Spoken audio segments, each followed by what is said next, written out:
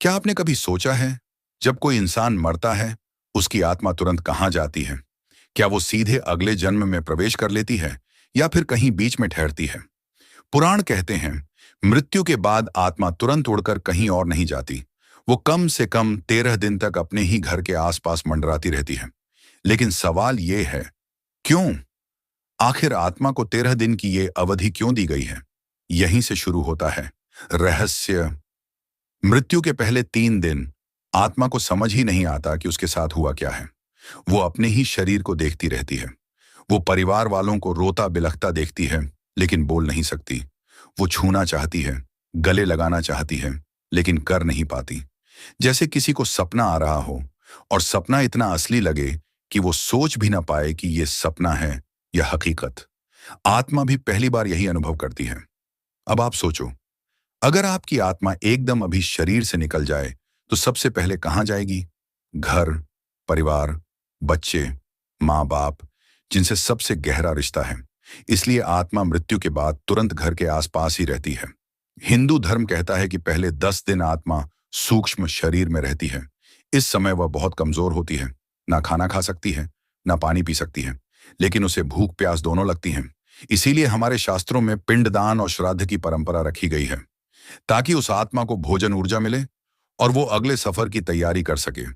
लेकिन असली रहस्य यहां छुपा है। 13 दिन तक आत्मा क्यों घर पर रहती है?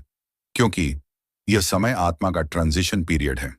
यानी एक शरीर से दूसरे शरीर की यात्रा शुरू होने से पहले आत्मा को 13 दिन का मौका दिया जाता है, अपने घर वालों को आखिरी बार देखने का, अधूरे कामों को पूरा करने का, और सबसे बड़ी बात, अपने कर्मों का हिसाब देखने का।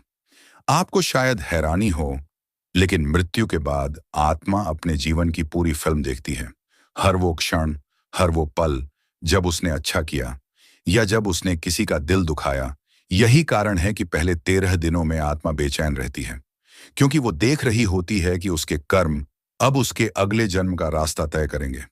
अब आप सोचो, क्या आपने कभी रात को अकेले बैठते हुए महसूस किया है कि कोई आपके आसपास है? हो सकता है वो आपके पूर्वजों की आत्मा हो, क्योंकि हमारे घरों में अक्सर मृत्यु के 13 दिन तक आत्मिक ऊर्जा बहुत तेज होती है। इसलिए बुजुर्ग कहते हैं, रात को ज्यादा देर तक अकेले मत बैठो, क्योंकि आत्माएं उस समय सबसे ज्यादा सक्रिय रहती हैं। विज्ञान भी अब मानने लगा है कि मृत्यु के बाद ऊर्जा तुरंत नष्ट नहीं होती, एनर्जी सिर्फ रूप बदलती है। तो जब शरीर की ऊर्जा बाहर निकलती है, तो वो सबसे पहले वहीं ठहरती है जहां भावनात्मक जुड़ाव सबसे गहरा होता है, अपने घर पर।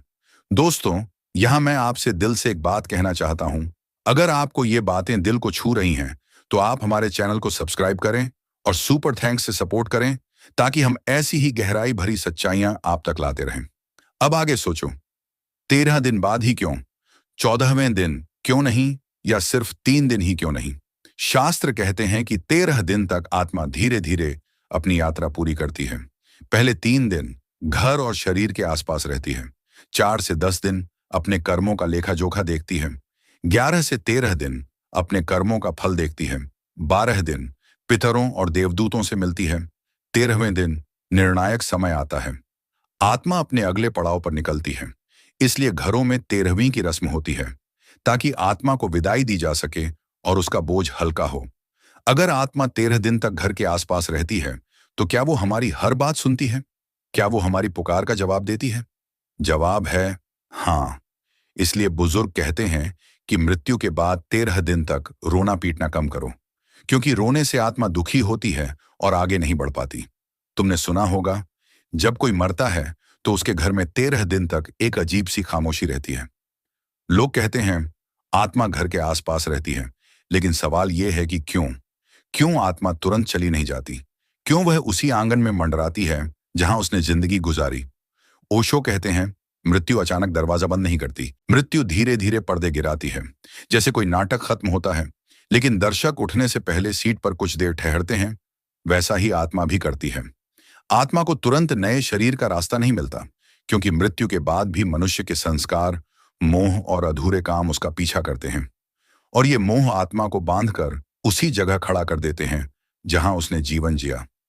तुम सोचो, किसी इंसान ने अपना पूरा जीवन एक घर में गुजारा।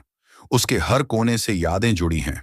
उसके बच्चों की हंसी की गूंज दीवारों में है, उसके आंसुओं की नमी आंगन की मिट्टी में है। तो क्या आत्मा इतनी आसानी से उस जगह को छोड़ देगी?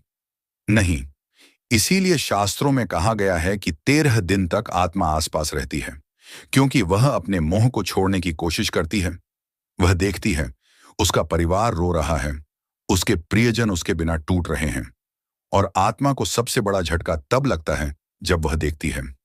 वह लाख चाहकर भी किसी को छू नहीं सकती, किसी से बात नहीं कर सकती।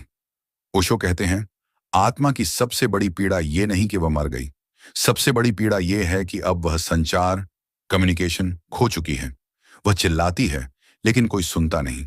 वह गले लगाना चाहती है, लेकिन कोई महसूस नहीं करता।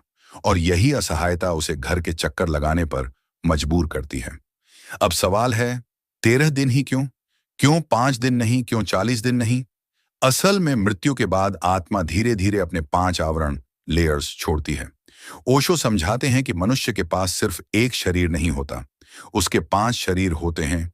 1, स्थूल शरीर जो मर जाता है। 2, सूक्ष्म शरीर जहां इच्छाएं रहती हैं। 2, कारण शरीर जहां कर्म जमा होते हैं। 4, आत्मिक शरीर जहां चेतना रहती है। 5, आनंद शरीर जहां परमात्मा से मिलन होता है। जब इंसान मरता है तो सबसे पहले स्थूल शरीर छूटता है, लेकिन सूक्ष्म शरीर जहां इच्छाएं, सपने और अधूरी कामनाएं रहती हैं, वह तुरंत नहीं जाता। वह 13 दिन तक धीरे धीरे बिखरता है, और जब तक वह बिखर नहीं जाता, आत्मा मोह में बंधी उसी घर के आसपास घूमती रहती है। इसीलिए हिंदू धर्म में 13वीं का विधान है। 13वीं में परिवार सामूहिक रूप से आत्मा को विदा करता है।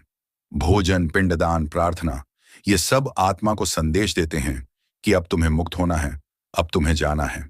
अगर ये न किया जाए तो आत्मा और देर तक भटक सकती है। ओशो कहते हैं, जो लोग बहुत ज्यादा आसक्ति में रहते हैं, जैसे जिसने धन के पीछे जीवन लगाया हो या जिसने किसी से गहरा प्रेम किया हो, उनकी आत्मा को विदा लेना और भी कठिन होता है। ऐसी आत्माएं कभी कभी सालों तक घर में अटकी रह जाती हैं। तुमने देखा होगा, कुछ घरों में हमेशा अजीब सा डर रहता है, जैसे कोई दिखे ना दिखे पर मौजूद हो। वह क्या है?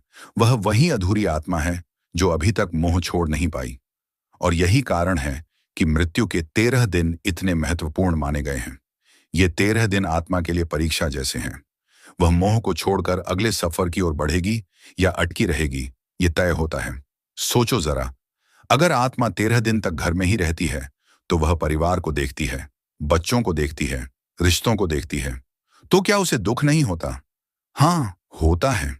लेकिन यह दुख ही उसे सिखाता है कि अब सब छोड़कर आगे बढ़ना है। और यही दुख आत्मा को धीरे धीरे मोह मुक्त करता है। ओशो कहते हैं, मृत्यु केवल शरीर की नहीं होती, मृत्यु मोह की भी होती है। और ये 13 दिन आत्मा की मोह मृत्यु की प्रक्रिया है। अगर आत्मा 13 दिन तक घर के आसपास रहती है, तो क्या वो हमें देख सकती है?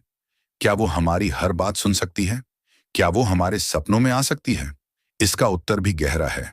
हाँ, आत्मा हमारी ऊर्जा को महसूस कर सकती है। वह तुम्हारे शब्द नहीं सुन सकती, लेकिन तुम्हारे भाव सुन सकती है। वह तुम्हारे चेहरे पर आंसू नहीं छू सकती, लेकिन तुम्हारे दर्द को महसूस कर सकती है। और यही कारण है कि शास्त्रों में कहा गया है, मृत्यु के बाद रोना कम करो, क्योंकि आत्मा जब तुम्हें रोते देखती है तो उसे जाने में कठिनाई होती है।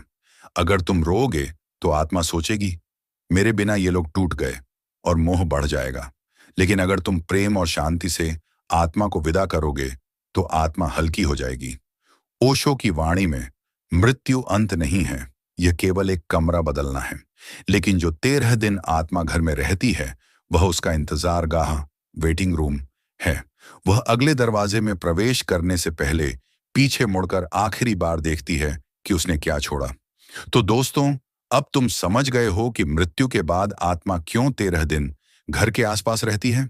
यह कोई डरावनी बात नहीं है, यह आत्मा की सबसे गहरी यात्रा है। और अगर तुम इस रहस्य को समझ गए तो अब तुम्हारा मृत्यु से डर मिट जाएगा। अगर तुम्हें यह ज्ञानपूर्ण वीडियो अच्छा लगा तो एक सुपर थैंक्स देकर चैनल को सपोर्ट जरूर करो, ताकि हम तुम्हारे लिए ऐसे ही और गहरे, रहस्यमयी और ओशो स्टाइल वीडियो लाते रहें। और हाँ, याद रखना, मृत्यु अंत नहीं है, यह एक नया आरंभ है। धन्यवाद, फिर मिलेंगे।